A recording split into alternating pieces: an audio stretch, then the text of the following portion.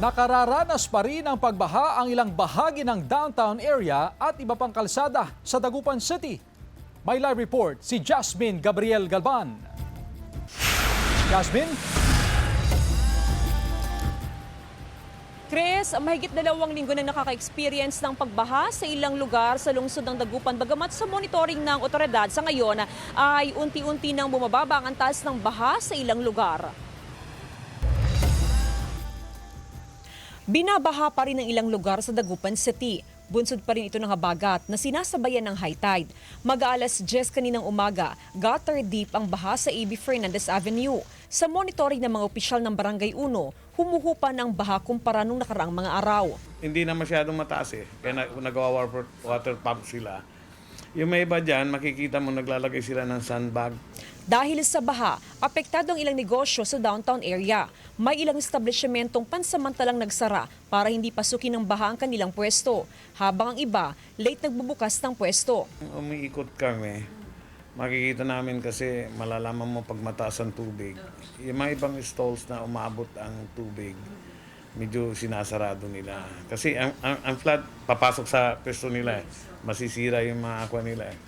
Gumagamit ng water pump ang ilang negosyante para mailabas ang tubig na pumasok sa loob ng kanilang mga pwesto. Mahirap po, ma'am, magtsakada ng baha. Kaya tiyaga lang po. Akala ko po wala na pong tubig. Mayroon pa pala pong tubig. Giit ng mga opisyal ng barangay na maliit na porsyento na lang sa mga establishmento ang napapasukan ng baha.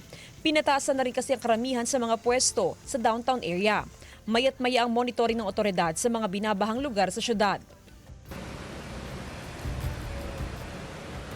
Chris, update naman dito nga sa may kahabaan ng A.B. Fernandez Avenue, partikular sa may downtown area o sa may sentro ng Kalakalan. Sa mga oras nga na ito ay apektado pa rin ng pagbaha. Itong main road, gutter deep pa rin yung antas ng baha. Bagamat sa ating pag-iikot, Chris, sa mga pamilihan, partikular sa may Magsaysay Fish Market at maging doon nga sa may Malimgas Public Market, so far ay wala namang baha doon sa mga lugar na yon dahil elevated nga yung portion ng pamilihan. So yung mga consumers, yung mga namimili, Chris, ay medyo apektado lamang sila ng pagbaha. Pag sila dumadaan nga dito sa may mismong kalsada, makikita natin na karamihan ay nakasuot ng bota para makalusong dito nga sa baha. Samantala, Chris, sa monitoring ng poso, passable ang lahat ng kalsada sa lungsod ng Dagupan. Chris?